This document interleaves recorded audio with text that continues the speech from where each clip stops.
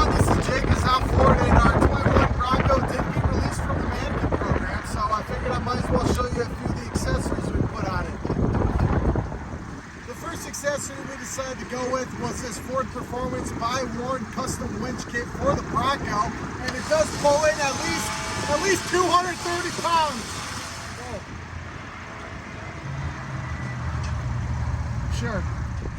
Ford did also come out with safety accessories such as this center console vault for you to stow away any sort of personal belongings such as your phone, wallet, or keys while the top or the doors are off.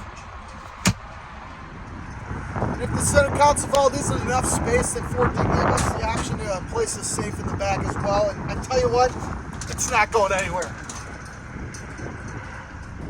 And who needs a moonroof when you have something like this beautiful mesh Bimini top to go with? However, I wouldn't recommend putting the top down in these winter months.